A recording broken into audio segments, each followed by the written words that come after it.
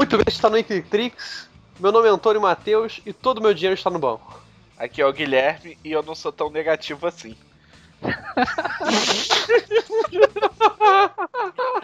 Falei que era infame.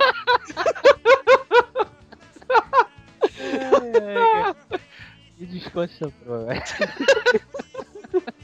Sou o Vitor Willer, mundo em crise, até taxa de juros nominal negativa tá valendo. A minha foi melhor, tá vendo? Porque foi cara, a pior. eu não sei fazer Sabe isso. que a sua foi a melhor porque ela foi a pior. Ser ruim é bom, cara. Exatamente.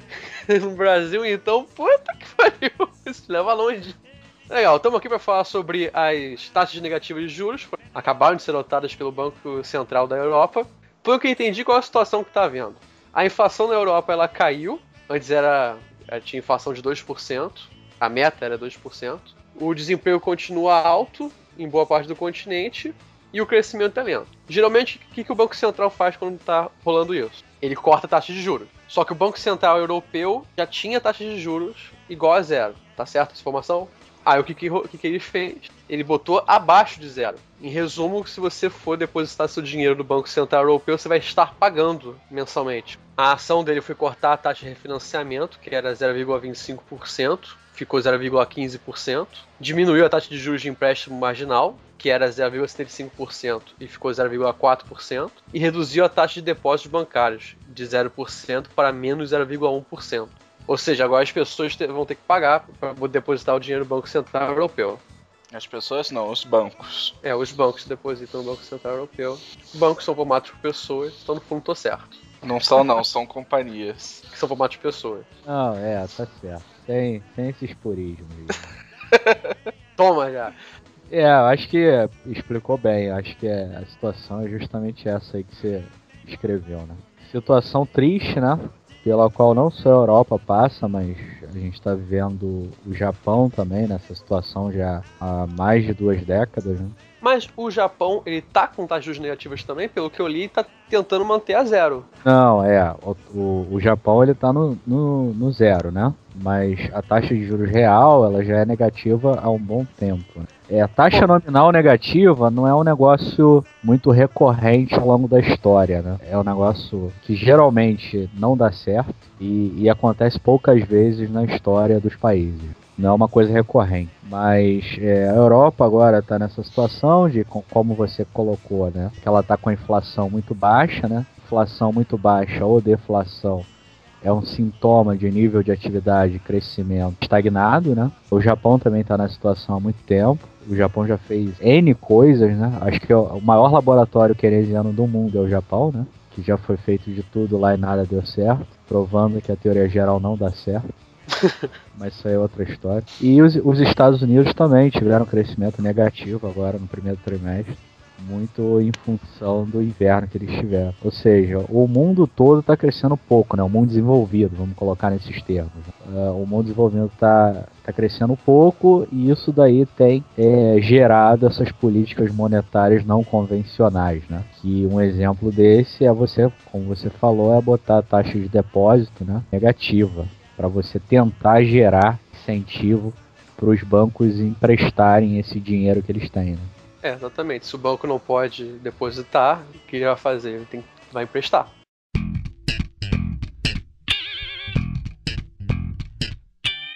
Eu acho que a grande discussão é se isso dá certo ou não, né? Acho que essa que é a grande dúvida, né? Cara, já houve algum país que fez isso e deu certo? Pois assim, a experiência keynesiana, né? Assim, é claro que se a gente for muito purista, né, você não pode falar que essas políticas são necessariamente keynesianas, né? Mas no sentido geral, como a população conhece, eu acho que isso daí é um bom nome, Isso aí já foi adotado várias vezes ao longo do tempo. Você fazer processos de quantitative easing, você fazer processos de redução drástica da taxa de juros para forçar ou incentivar os bancos a emprestarem o dinheiro para os consumidores e empresários, né? E aí gerar toda aquela cadeia keynesiana que a gente conhece. Mas, assim, primeiro que é muito difícil você comprovar isso em termos empíricos, né? Porque como são casos muito isolados, você tem poucas observações, né? Então você aplicar alguma econometria é complicado. E um segundo aspecto, que isso aí depende muito das expectativas, né? Por exemplo, se as expectativas estiverem muito deterioradas, o banco vai preferir colocar o dinheiro dele lá no Banco Central, mesmo que ele resgate menos do que ele colocou, a emprestar para um cara que não tem renda, né? Dado que o desemprego está alto, então a previsão dele ficar inadimplente há algum tempo é muito alta, né? Então ele prefere colocar aquele dinheiro no Banco Central e não perder esse dinheiro emprestando para o empresário que não sabe se vai vender ou para o consumidor que não sabe se vai manter o emprego daqui a algum tempo. Então, não sei se funciona muito bem, né? Mas eu sou meio suspeito para falar isso.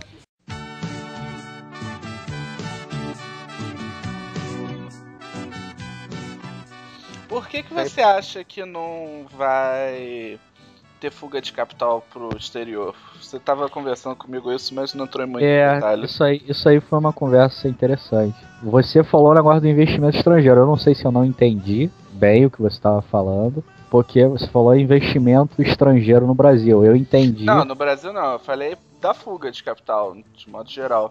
Porque se eles vão pagar para deixar o dinheiro no Banco Central, por que não jogar onde não paga? Olha só queria avisar que pra quem não ouviu a conversa, eu, por exemplo, não... Porra, eu não vou entender o que você tá falando. Explica aí a conversa, Guilherme. Não, porra, eu acho importante. Exatamente. Não, basicamente foi isso. A gente descobriu sobre o tema, que a gente ia falar sobre isso, e aí eu fiz duas perguntas. Uma delas eu não lembro e a outra foi essa. Se ele achava que poderia haver fuga de capital da Europa por causa disso. Já que eles vão pagar para ter no Banco Central deles o dinheiro, por que não colocar nos Estados Unidos ou em outro país, como o Brasil pode ser também, como ele falou, onde você pode ganhar dinheiro e não perder. Assim, até onde eu li, uma das coisas que eles estão querendo é aumentar o incentivo de empréstimos e derivados, né, na Europa. Aumentar a circulação de dinheiro que estão nos bancos. Você quer saber, então, se existe o risco dos bancos depositarem fora da Europa? Pelo que eu entendi, risco tem de tudo. Mas eu tava conversando com o Vitor e ele acredita que não. Eu queria saber por quê, que a gente não entrou nesse detalhe. Então, a ideia aqui é o seguinte. Primeiro você tem que especificar do que a gente está falando, né? Existem dois fluxos básicos de investimento ao redor do mundo. Você tem aquele investimento que ele é mais produtivo, né? Que ele vai para os países em busca de retornos baseados em algum investimento produtivo. Produzir alguma coisa, né? Construir alguma fábrica para produzir alguma coisa. Isso aí é o que no balanço de pagamentos é classificado como investimento estrangeiro direto, que é o IED. E você tem um outro tipo de investimento que ele é atraído por ativos financeiros, né? Que é o investimento em carteira. Esses ativos financeiros, no que eu entendi que você me perguntou, ele poderia atrair, por exemplo, você tem fluxos de carry trade, né? Que o cara pega o empréstimo em um país com juros baixos e aplica em um país com juro alto, aí ele ganha a diferença, né? Ele paga no país o empréstimo com juro baixo e recebe no país com juro alto, e a diferença entre as taxas de juros ele recebe como retorno do capital dele. Isso daí é uma coisa. Eu acho que isso não vai acontecer no caso europeu, porque ele não vai poder pegar empréstimo para poder aplicar em outro país. Agora, na questão do portfólio, dado que ele tem um capital que está lá no banco dele, né, no banco comercial dele europeu, e aí ele vê que a taxa de juros no Banco Central Europeu está negativa, você pode estar argumentando, não, ele vai preferir aplicar em outro país. Eu não sei se isso pode acontecer. Por quê? Porque isso aí é uma decisão que não é de uma hora para outra. Ele tem que ver se o Brasil, no caso do Brasil especificamente, dando como exemplo, ele tem que ver se o Brasil ele tem uma contas públicas sólidas, ele tem que ver se é arriscado, né, aplicar aqui. Ou seja, ele tem que fazer vários cálculos econômicos antes de migrar esse dinheiro que está lá em tese, né, parado no caixa dele. Você vê que são três situações diferentes. Você tem o investimento produtivo, você tem investimento que ele pega dinheiro num país com juros baixos e aplica num país com juro alto, que são as operações de carry trade, e você tem essa outra situação que ele pega um dinheiro que está parado no caixa dele e aplica em outros países. Eu acho que nenhum dos três vai acontecer, para ser bem sincero aqui. Por questão de tempo, isso também atrapalha? Porque assim, pelo menos no curto prazo, eu não acho que taxas de juros negativas... Vai ficar muito tempo. Não. Vai fazer com que o banco comercial pegue esse dinheiro que está lá com ele e coloque em países emergentes. Não só o Brasil, mas países emergentes. Se ele tivesse que fazer isso, ele já teria feito isso com taxas de juros nulas, né? Taxa de juros zero. Como ele não fez até agora, eu não sei se colocar negativo vai forçar ele a fazer isso, entendeu? Uhum. Essa é a minha opinião.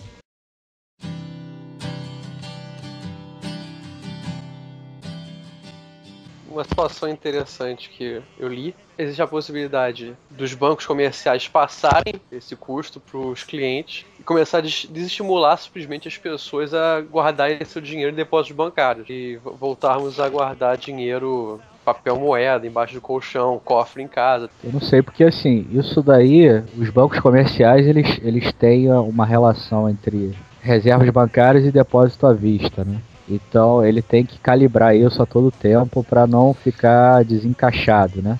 Por exemplo, você chegar no teu banco lá, aquele imenso dinheiro que você tem lá no teu banco, e aí você chega no caixa eletrônico e você não pode sacar, né? Então os bancos comerciais eles têm que calibrar essa relação reserva bancária e depósito à vista.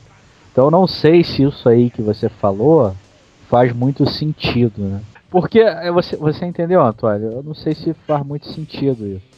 Aqui, ó, a Federação Europeia de Bancos advertiu que a decisão do Banco Central Europeu de levar uma das taxas de juros ao território negativo pode repercutir junto aos clientes, pois a demanda de crédito continua sendo insuficiente e os mercados financeiros da Eurozona continuam muito fragmentados, o que pode ter como consequência que os custos sejam pagos pelos clientes. Não fez sentido isso, Guilherme?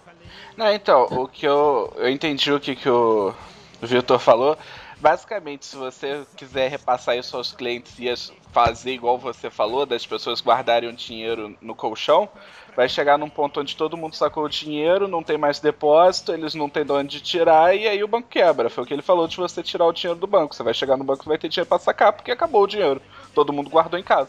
Em economia monetária, você tem os encaixes lá, os coeficientes, daquele multiplicador bancário, né? Então, os coeficientes é o quê? É reserva bancária sobre depósito bancário, né? Se você tem uma relação reserva-depósito muito baixa, quer dizer que você não tem condições de fornecer dinheiro quando uma pessoa for lá no caixa eletrônico e tentar sacar, né? Então, não dá para ficar fazendo durante muito tempo, é claro, essa coisa de desincentivar o depósito à vista, né?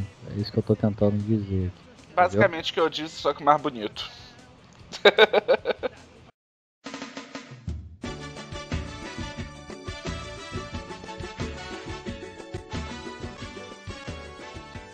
Eu falei no início que ele cortou taxa de refinanciamento, taxa de juros de empréstimo marginal, reduziu taxa de depósito bancário. Seria legal explicar o que a taxa é essa, por exemplo, taxa de juros de empréstimo marginal, não sei que porra é essa.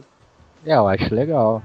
Isso aí logo na página do Banco Central Europeu tem uma notícia lá, eu não vou lembrar exatamente qual é o nome da notícia. É tipo assim, por que o Banco Central Europeu introduziu taxa de juros negativos? Aí lá ele explica exatamente o que é cada taxa que ele calibra, né? São basicamente 3 taxas, né? Que é a taxa de depósito, que é aquela que os bancos comerciais depositam as reservas bancárias no Banco Central Europeu. Tem a taxa de refinanciamento, né, que é aquela taxa que os bancos podem pegar empréstimos junto ao Banco Central para poder cobrir eventuais desencaixes que eles tenham, né, no sistema de depósito interbancário, né. Todo dia lá, no final do dia, os bancos eles fazem o confronto, né. Tantos depósitos foram para o banco A, tantos depósitos foram para o banco B. Aí se tiver déficit entre aqueles caras e eles não tiverem dinheiro para compensar esse déficit, ele pode acessar o Banco Central e tomar empréstimo para cobrir esses déficits. Só que isso tem uma taxa de juros, né? E aí é a taxa de juros de refinanciamento. E aí tem uma outra taxa, que é a taxa de juros privada, né? Que o Banco Central tem também, não é isso? Cara, a que sobrou, que tava lá na notícia, é a taxa de juros de empréstimo marginal. Essa daí eu não sei o que é, não. Empréstimo marginal pra mim é tipo custo marginal, né? A última. Também me veio a cabeça, não é? Se tava em 0,5% e ficou 0,4%. Tá, eu entendi aqui quais são as três taxas. Tem essa aí que você falou, né? Que é a Marginal Lending Facility for Organized Lending. Não, o que eu falei foi taxa de juros de empréstimo marginal. Não é isso que tu falou, não. É exatamente isso. The Main Refinancing Operation e a Deposit Facility. São três, né? Então a Marginal Lending Facility é aquela que você cobre essas operações diárias, né? Que eu falei, né? Que é você fornecer liquidez diária para os bancos que têm alguma dificuldade momentânea naquele dia. Eles não conseguem cobrir o déficit. Tem os empréstimos de refinanciamento, que aí você tem algum empréstimo no Banco Central, você tenta refinanciar isso, aí já tem outra taxa de juros. E você tem a taxa básica de juros, que é a taxa de depósito. São essas três taxas aí.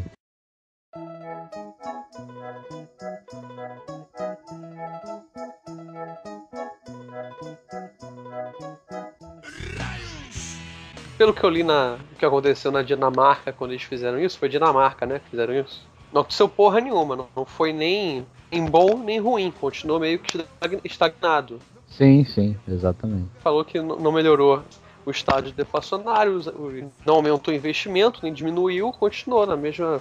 Foi uma coisa que não fez diferença. Então, mas aí não fez diferença justamente porque isso aí não incentivou os bancos a emprestarem mais, né? Dado que você tinha muita incerteza no sistema, eles preferiram mesmo assim, com taxa negativa, manter as reservas no Banco Central, né? Porque a incerteza era tão grande, como é que você vai botar dinheiro no empresário que não tem expectativa de aumentar a venda ou no consumidor que pode perder o emprego a qualquer momento? Então é melhor você manter o teu dinheiro lá no Banco Central, entendeu? Então talvez, se não houver tanta incerteza, funcionasse. Exatamente, aí funcionaria. O segredo ou do não, jogo... talvez. Não. O segredo do jogo é incerteza, né? Já me passaram a mão na bunda, eu ainda não comi ninguém. Aliança de raios, todo mundo comigo. Eu, a Maria se deu mal, vamos lá. Ai, que me dói.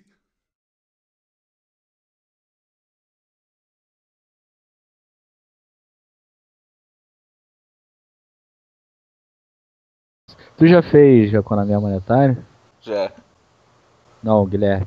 Então, já fui eu que Guilherme respondi. não, desculpa, Antônio. Desculpa, nós somos parecidos. Não, cara, foi mal. Porra. Ele falou que foi beber água, mas foi beber uma cachaça. Eu confundi qual dos macacos que é o da UF mesmo. Bem, vamos voltar que tá gravando isso à toa, vamos lá. Vamos lá.